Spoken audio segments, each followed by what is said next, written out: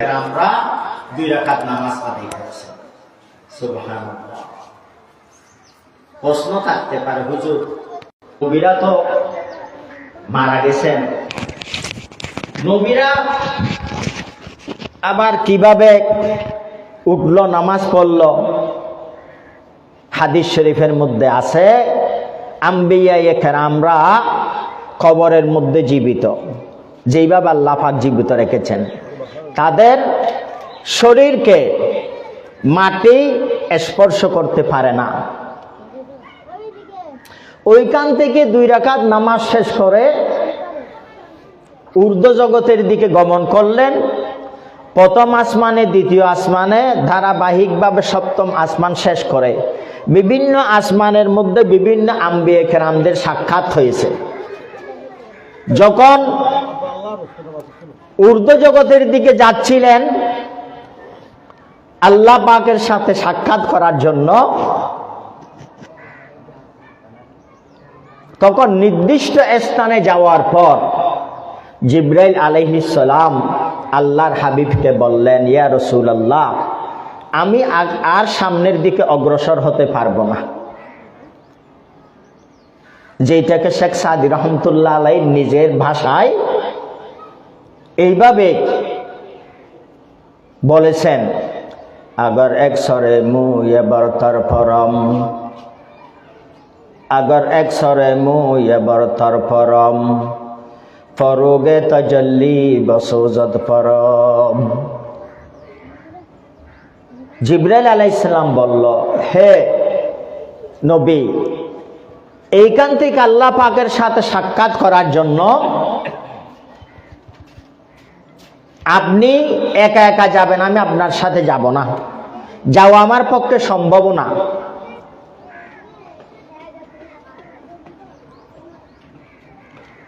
সৈয়দুল আম্বিয়া সাল্লাল্লাহু আলাইহি সাল্লাম বললেন, হে ভাই জিবরাইল, উম্মে হানির ঘর থেকে নিয়ে বাইতুল মকদস থেকে দুনিয়ার জগৎ শেষ করে ঊর্ধ্ব জগতে প্রথম আসমান, দ্বিতীয় আসমান করতে করতে সপ্তম আসমান, তারপরে এতটুকু আসলেন। আমার এমন কি আচরণ আপনার অপছন্দ হয়েছে যার কারণে আপনি আমার সাথে যেতে সম্মত হচ্ছেন না? জিবরাইল আলাইহিস সালাম বলেন, হে সৈয়দুল আম্বিয়া খাতেমুন নবিয়্যিন, আপনার কোনো আচরণ আমার অপছন্দ হয়েছে সেইটা না, আপনার আচরণ তো কারো কাছে অপছন্দ হওয়ার সুযোগই নেই। যেটাকে শেখ সাদি বলেছেন, আগর এক সরে মুয়াবর তর পরম, ফরোগে তজল্লি বসোজত পরম। হে জিব্রাইল, হে সৈয়দুল আম্বিয়া, এইখান থেকে যদি আমি জিব্রাইল আর 1 চুল পরিমাণ যদি সামনের দিকে অগ্রসর হই, যাওয়ার চেষ্টা করি, তাহলে আমার নূরের যে 500 ফাঁকা আছে, আল্লাহ পাকের নূরের তজল্লির কারণে আমার নূরের সমস্ত ফাঁকা জলে ছারখার হয়ে যাবে, ছাই হয়ে যাবে। সুবহানাল্লাহ।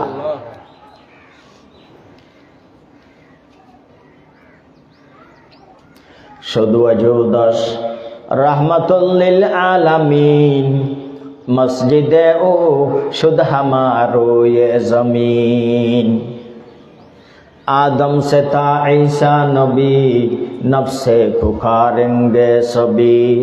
आदम से ता ईसा नबी, नफ्से पुकारेंगे सभी।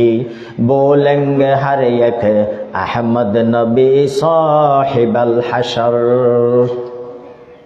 আমাদের নবীর কত দাম, আমাদের নবী কত বড়, সেই কথা আমরা বুঝি নাই। আমরা বুঝছি, আমরা আমাদের নবীকে চিনি নাই। কেন? মাগনা পেয়ে গেছি। আমাদেরকে তো মক্কার কাফেরের মতো, মক্কার কাফেরের হাতে জুলুম এবং নির্যাতনের শিকার হয়ে ইসলাম গ্রহণ করতে তো হয় নাই। বাপ ছেলেকে নিজের সামনে জ্বলন্ত শহীদ করার সুযোগ তো আমাদের হয় নাই। আমরা তো উত্তরাধিকার সূত্রে আমরা মুসলমান।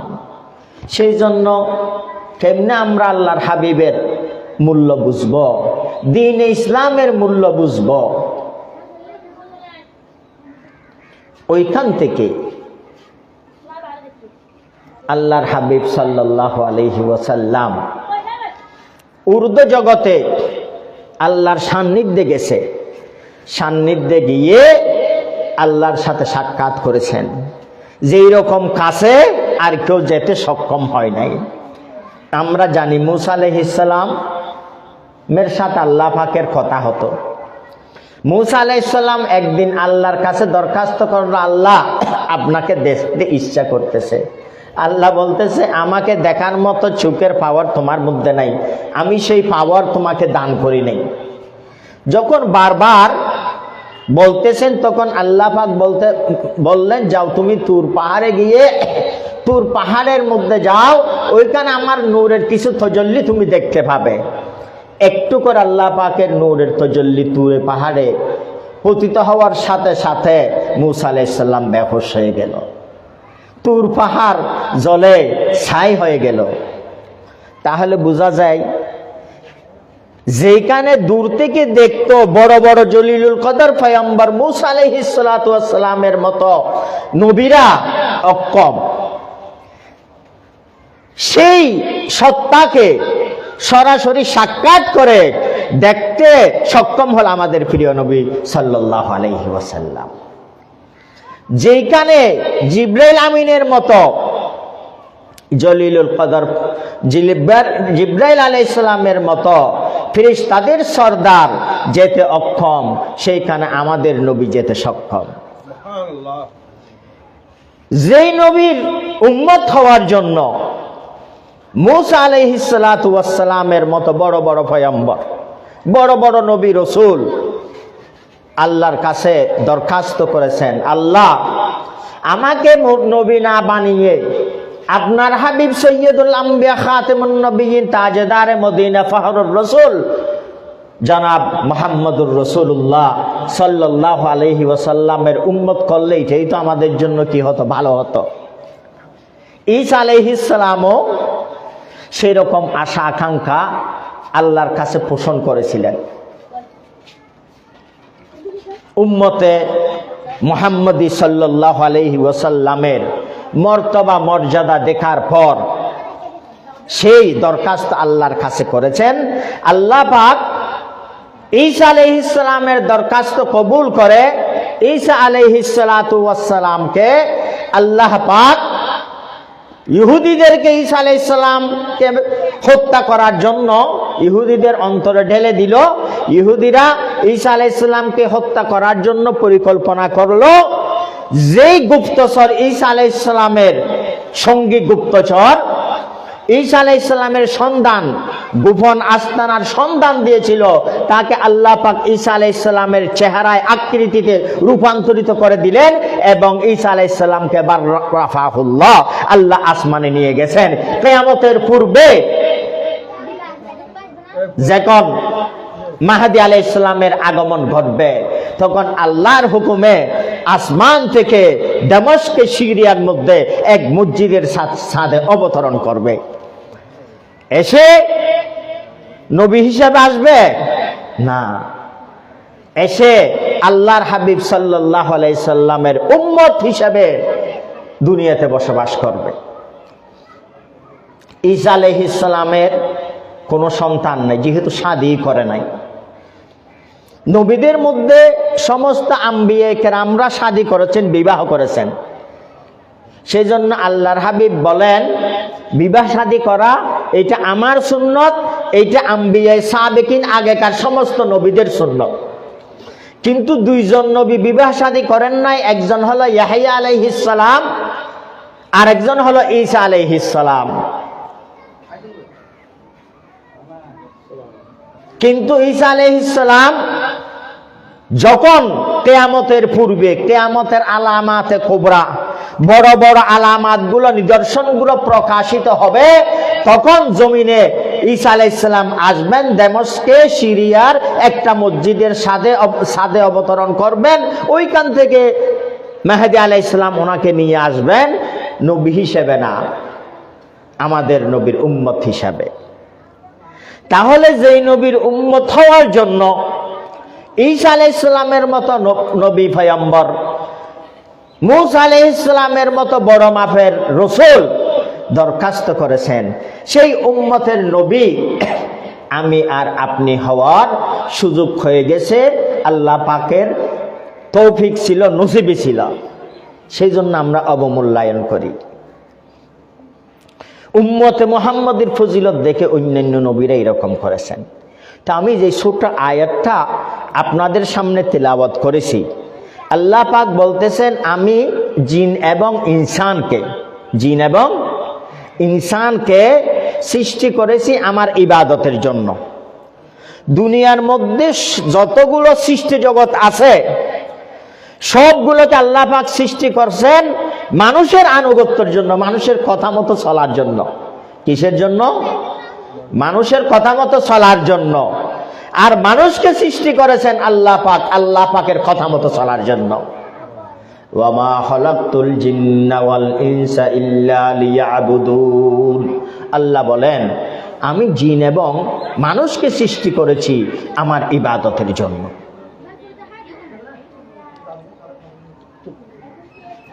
এখন ইবাদত যদি করতে হয়, আপনি প্রথম থেকে খেয়াল করে আসেন, আল্লাহ পাক আপনাকে আমাকে কতগুলো নিয়ামত দান করেছেন। আদমিয়ত দাদাই বা জম মুসলমা করদাই, আদমিয়ত দাদাই বা জম মুসলমা করদাই, এই খুদা কুরবা শাওয়াদ এহসা বর এহসা করদাই। কবি বলেন আল্লাহ তুমি আমাকে মানুষ হিসাবে সৃষ্টি করেছ, তুমি যদি আমাকে চাইতো কুকুর হিসাবে সৃষ্টি করতে পারতো না? আমাদের পক্ষ থেকে আসার আগে কি দরখাস্ত ছিল আমাকে মানুষ হিসাবে প্রেরণ করবে? না।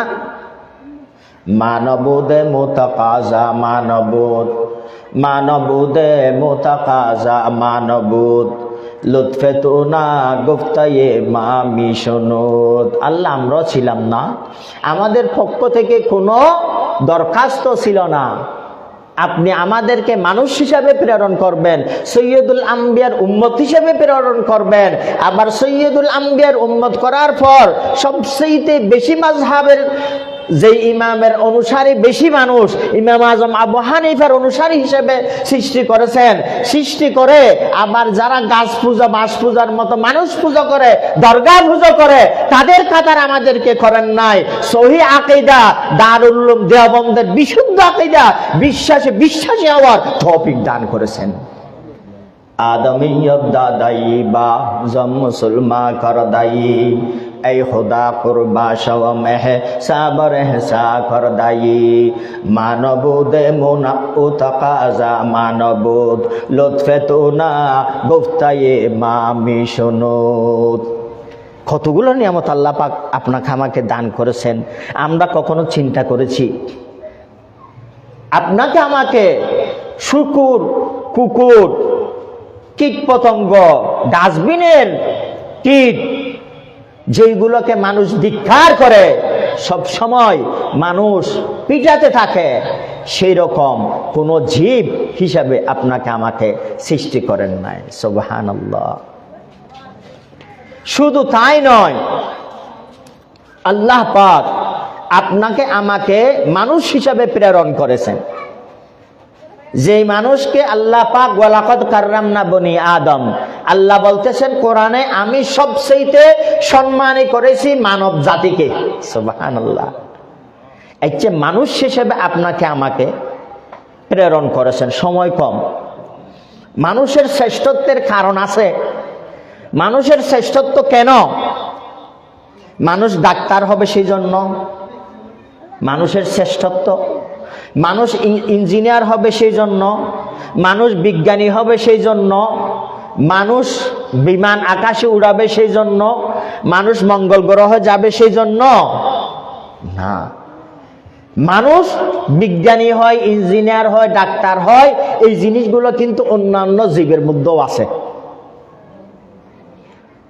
হাকিমুল ইসলাম কারি তৈয়ব সাহেব রহমতুল্লাহি আলাইহি একটা চমৎকার ঘটনা বর্ণনা করেছেন। ভারতের এক জায়গায় কৃষকরা যখন চাষাবাদ করতেন, ধান গাছ গমের চাষ করতেন, ধান গম কেটে ঘরে আনার আগে যাকে যাকে পাহাড় থেকে হাজার হাজার লাখ লাখ বানর জমিনে নেমে সকল ফসল খেয়ে চলে যায়।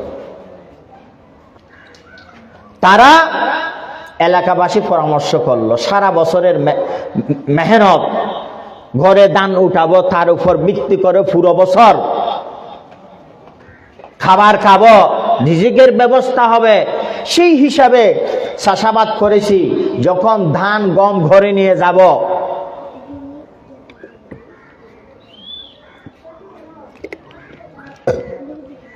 সেই সময় বানর এসে যাকে যাকে হাজারো লাখো বানর এসে আমাদের গ্রামের পর গ্রাম, মাইলের পর মাইলের ফসল খেয়ে চলে যাচ্ছে। কি করা যায়? সবাই পরামর্শে বসলেন। পরামর্শ করে সিদ্ধান্ত নিল,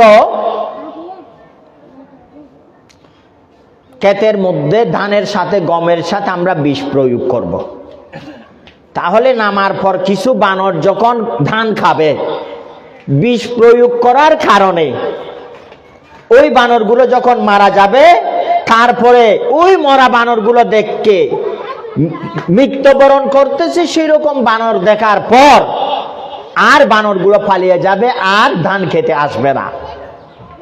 হাকিমুল ইসলাম কারি তৈয়ব সাহেব রহমতুল্লাহি আলাইহি বলেন, পরামর্শ করে সবাই বিষ প্রয়োগ করলো, যেগুলো খেলেই বানর মারা যাবে।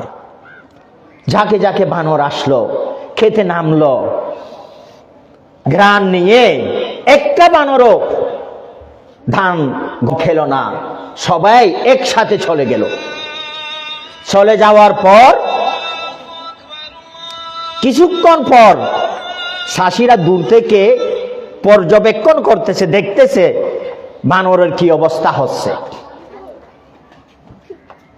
কিছুক্ষণ পর এই বানরের ঝাঁক চলে যাওয়ার পর কিছুক্ষণ পর দেখা গেল কিছু বড় বড় সাইজের বানর আসলো, বড় বড় সাইজের বানর আসলো। এইগুলো বানরের মধ্যে ডাক্তারে এফআরসিএস ডাক্তার, সুবহানাল্লাহ। আমাদের দেশে যারা ডাক্তার প্রফেসর হয় তারা একটু হৃষ্টপুষ্ট হয়, স্বাস্থ্য ভালো হয়, গঠন ভালো হয়। দেখলো অনেক বড় বড় মাপের কিছু বানর আসলো। তারা মনে হচ্ছিল কিছু পরীক্ষা নিরীক্ষা করতেছে। পরীক্ষা নিরীক্ষা করে তারাও চলে গেল। চাষিরা তো দূর থেকে দেখতেছে কি করতেছে বানর। পরে কিছুক্ষণ পর দেখতে পেল প্রতিটা বানর, হাজার লাখো বানর জমিনে আসলো। আসার সময় এক হাতের মধ্যে একটা একটা গাছের ডালা নিয়ে আসলো, জমিনে নামলো। নামার পর সবাই একসাথে ধান খাওয়া আরম্ভ করলো। ধান খায় আর ওই গাছের যে ডালা নিয়ে আসছে সেটা থেকে পাতা খায়। এইরকম খাওয়ার পরে ওইটাকেই বানরের কিছু হয় নাই, সব ফসল শেষ করে বানর আবার চলে গেল। হাকিমুল ইসলাম কারি তৈয়ব সাহেব রহমতুল্লাহ আলাইহি বললেন, এইগুলো আসলো তাদের বড় বড় ডাক্তাররা বানরের। তারা এসে পরীক্ষা নিরীক্ষা করে বিষকে নিষ্ক্রিয় করা যায় এরকম মেডিসিন প্রত্যেক বানরের হাতে তুলে দিল। সেই মেডিসিনগুলো প্রয়োগ করে বিষযুক্ত খাবার খাওয়ার পরেও বানরের কিছু হয়নি, সুবহানাল্লাহ। হাকিমুল ইসলাম কারি তৈয়ব সাহেব রহমতুল্লাহি আলাইহি বলেন, ডাক্তার বড় বড় তো বানরের মধ্যেও আছে। আমি আপনাদেরকে বলি, দেখেন আমাদের দেশে তাল গাছে চড়ুই পাখি বাসা বাঁধে না, বাসা বানায় না। এসে বাসাগুলোতে আপনারা হয়তো খেয়াল করছেন বা করেন নাই, বাসাগুলো এমন নিখুঁতভাবে তৈরি করে, যত ঝড় তুফান হোক না কেন বাসাগুলো কিন্তু তাল গাছের পাতা থেকে ছুটে চলে আসে না। খেয়াল করছেন? হ্যাঁ, তাল পাতা সহ চলে আসলে তখন ওইটার সাথে পড়া যায়। এমনি কিন্তু বাতাস ওইগুলোকে তাল গাছের থেকে বিচ্ছিন্ন করতে পারে না। আবার এমন ভাবে নিখুঁত ভাবে তৈরি করে যে মশালদারে বৃষ্টি হোক না কেন তাদের বাসাতে কিন্তু বৃষ্টি প্রবেশ করে না। আমাদের যে আল্লাহ পাক শ্রেষ্ঠ দায়িত্ব দান করেছেন, সেইটি কি আমরা ডাক্তার হব সেই জন্য, আমরা বিজ্ঞানী হব সেই জন্য না। আল্লাহর হাবিব সেই জন্য বলেন, খায়রুকুম মান তাআল্লামাল কুরআনা ওয়া আল্লামা, তোমাদের মধ্যে সর্বশ্রেষ্ঠ হলো যারা কোরআন শিখে কোরআন শিখায়। কোনো ডাক্তারকে সর্বশ্রেষ্ঠ বলছে?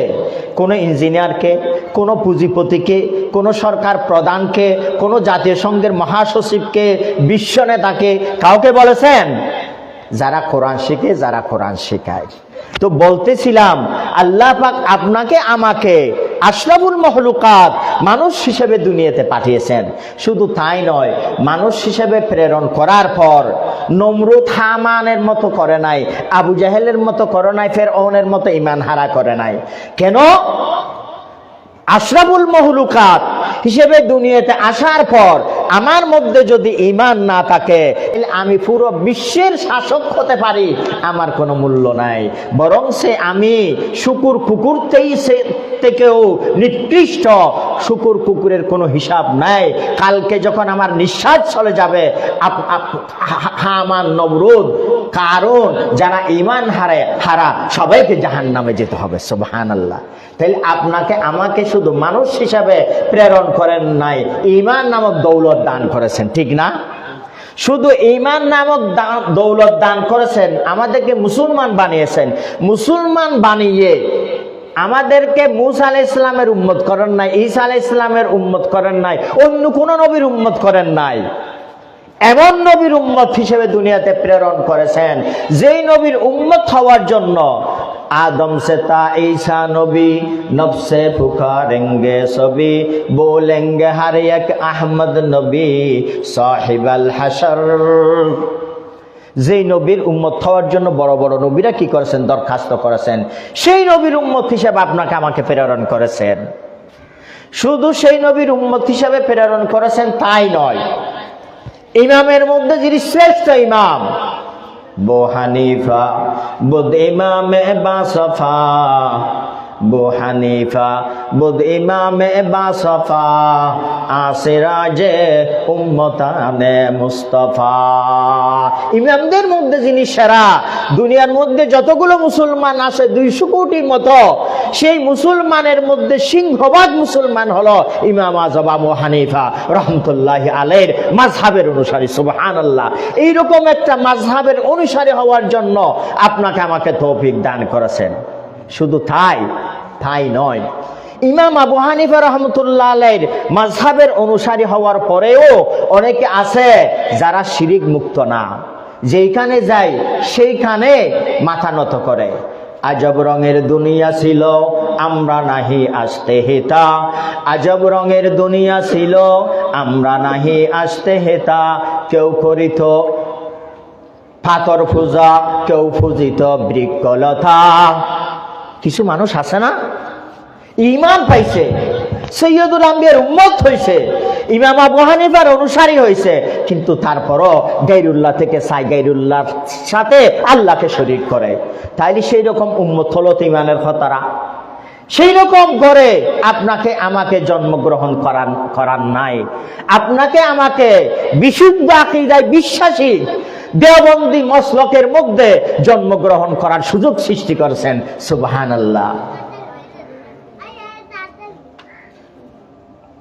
सद हजारा शुक्र तेरा ऐ मेरे परवरदिगार, सद हजारा शुक्र तेरा ऐ मेरे परवरदिगार, फजल तेरा बेकरारो रहमत तेरा बेशुमार।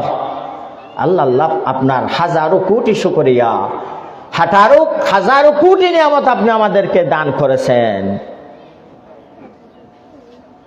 সহি আকীদার বিশ্বাসী আবু হানিফা রাহমাতুল্লাহ আলাইহির মাযহাবের মধ্যে প্রেরণ করেছেন। আবার তারপরে এমন একটা দেশে প্রেরণ করেছেন যে এখানে ইবাদত করতে গেলে কোনো প্রতিকূলতা নাই। আছে না? পানির অভাব আছে, না মসজিদের অভাব আছে, না নামাজ পড়তে গেলে গুলির মাথায় যেতে হয়, এরকম কোনো প্রতিকূলতা আছে? তারপরেও যদি আমি আল্লাহ পাক যে উদ্দেশ্য নিয়ে আপনাকে আমাকে প্রেরণ করেছেন, আল্লাহ পাকের ইবাদত করার জন্য, সেই উদ্দেশ্যে যদি আমি উপনীত না হই, যথাযথভাবে মূল্যায়ন না করি, তাহলে আপনার সেই আমার সেই হতভাগ আর কেউ হতে পারে? बाग दुनिया में ना होगा कोई मुझसा बदनसीब आयते इस बाग में और खालिदा माले चले। अच्छा, এত কিছু পাওয়ার পর তাহলে ইবাদত করার জন্য আল্লাহ আপনাকে আমাকে সৃষ্টি করেছেন। আচ্ছা, ইবাদত করার জন্য ইবাদত জানতে হবে না? বলেন না। না জানলে আপনি ইবাদত করতে পারবেন? নামাজ না শিখলে পড়তে পারবেন? কোরআন না শিখলে কেরাত পড়তে পারবেন? পবিত্রতা না শিখলে পবিত্রতা অর্জন করতে পারবেন? এমনও মুসলমান আছে, মুসলমান নবীর নাম জিজ্ঞেস করলে বলে ঈসা আলাইহিস সালাম আমাদের নবী, আলিয়াস বিল্লাহ।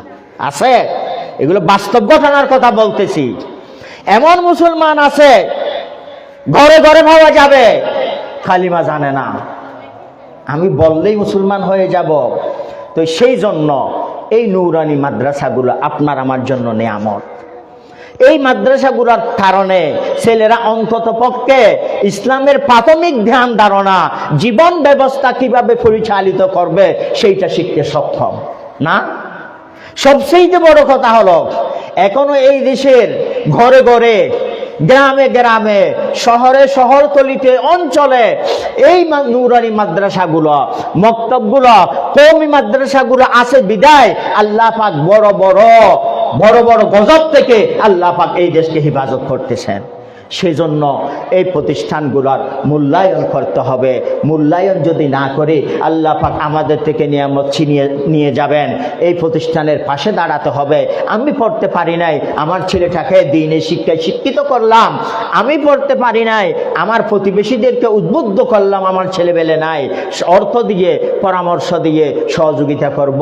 আল্লাহ পাক রব্বুল ইজ্জত এই প্রতিষ্ঠানের যথাযথ মূল্যায়ন করে প্রতিষ্ঠানের পাশে থাকার তৌফিক দান করুক, কোরআনের পাশে থাকার তৌফিক দান করুক।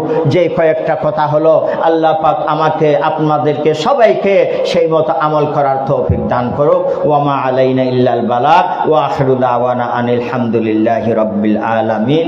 আসসালামু আলাইকুম ওয়া রাহমাতুল্লাহি ওয়া বারাকাতুহু।